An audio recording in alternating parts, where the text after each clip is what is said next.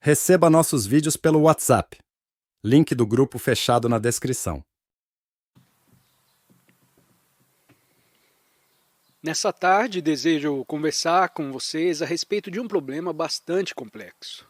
O estado de comunicação não só requer que escutemos com os nossos ouvidos, mas também vejamos com os nossos olhos. E na verdadeira comunicação, não só temos de ver com os olhos e ouvir com os ouvidos, porém ver e sentir com a mente e o coração. Porque com a mente se vê muito mais, e mais rapidamente do que com os olhos. E a mente ouve com mais presteza e precisão do que o ouvido. E para sentir, temos de ver e ouvir não só com a mente, mas também com o coração. Necessitamos de muita sensibilidade.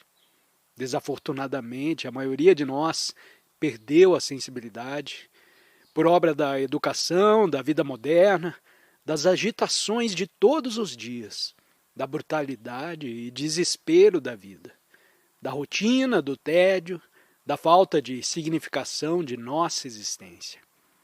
E o escutar e ver exige da mente uma extraordinária precisão e agudeza. Exige alta sensibilidade, não só à palavra, mas também ao sentimento, a beleza de algo verdadeiro que ouvimos.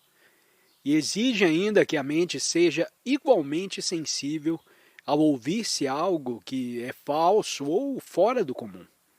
Como pela maior parte, somos tão indiferentes e não temos tempo nem paciência para refletir profundamente, investigar profundamente, preferimos a maneira mais fácil de comunicação, ou seja, ouvir palavras, opiniões, terminologias e contestá-las ou com elas concordar, rejeitar ou aceitar o que ouvimos.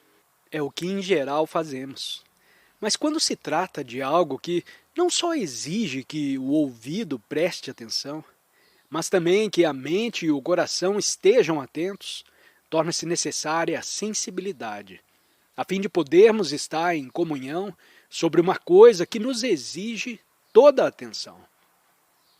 Não vamos falar a respeito de uma certa coisa. A locução a respeito de sempre encerra uma ideia.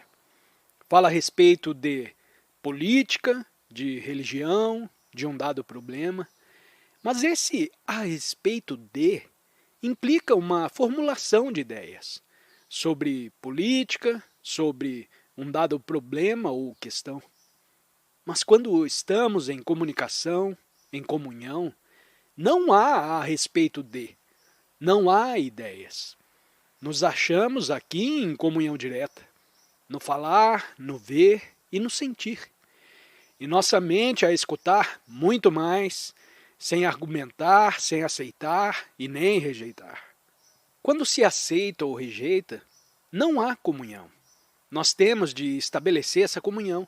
E para estabelecê-la, não vamos falar a respeito de alguma coisa, porque a respeito de representa sempre a coisa não essencial. A palavra, a opinião, a crença, o dogma. Mas se entre o orador e os ouvintes se estabelecer a comunhão, poderemos então ultrapassar as palavras, os termos especiais, as opiniões e ideias, e alcançar algo da mais alta significação para ambas as partes.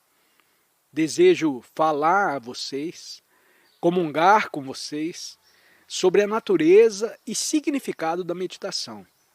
Em primeiro lugar, a palavra meditação evoca naturalmente certas imagens, certas reações agradáveis ou desagradáveis. E como vamos comungar, como vai junto comigo investigar essa coisa extraordinária que se chama meditação, deve estar disposto a pôr à margem, natural e facilmente, suas opiniões, suas práticas, suas disciplinas, para compreender o que desejo comunicar a vocês.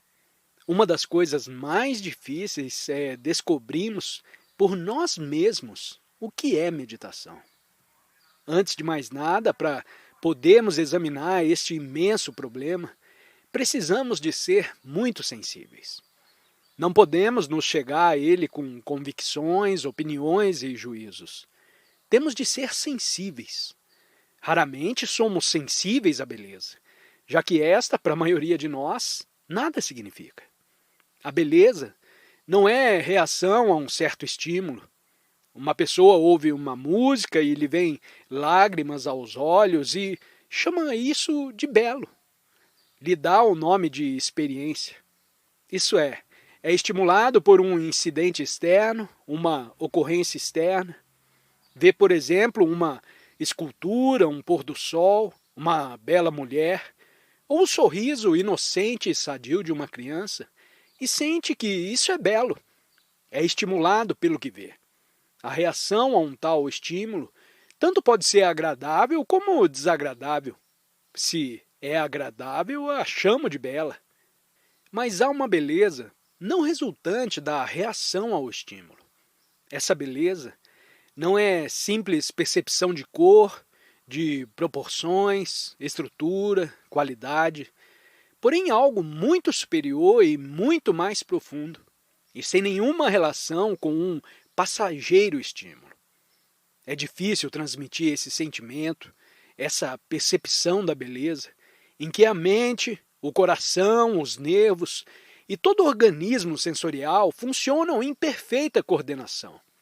Esse sentimento não é provocado ou produzido por estímulo, porém existe em todo o correr do dia, quando somos sensíveis a tudo.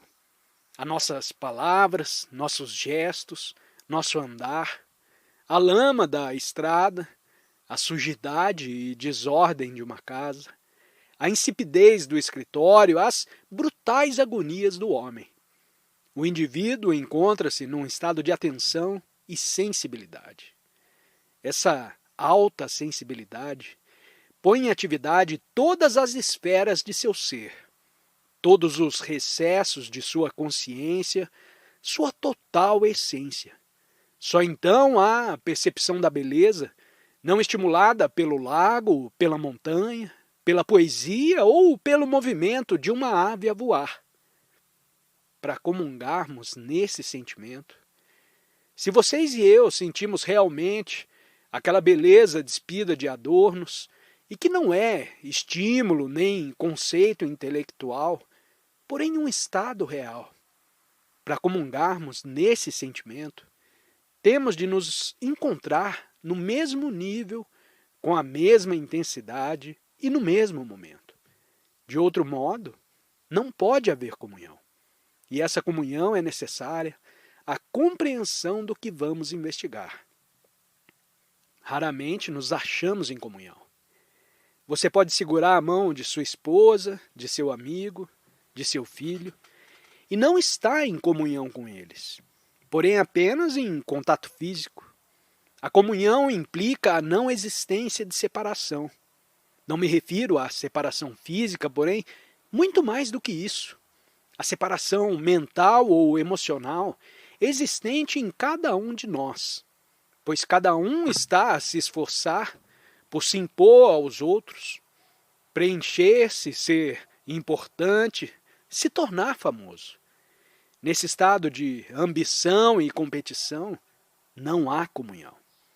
Poderá haver comunicação no nível físico, mas a comunhão é uma coisa muito mais profunda, muito mais intensa.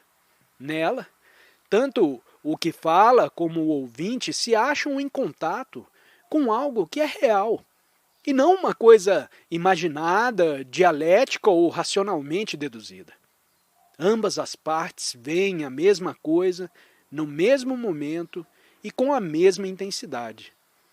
Se estabelece, então, um extraordinário estado de relação entre o ouvinte e aquele que fala. Isso acontece, muito raramente, na vida da maioria de nós. O estado de comunhão faz parte do assunto que vamos tratar. A maioria de nós se acha sob o peso da tradição, não tradição boa ou tradição má, porém tradição, pura e simples. A palavra tradição significa transmissão de geração a geração. É a transmissão desde tempos imemoriais, de pai a filho, sucessivamente, de certas convenções, ideias e conceitos. Essa tradição condiciona a mente.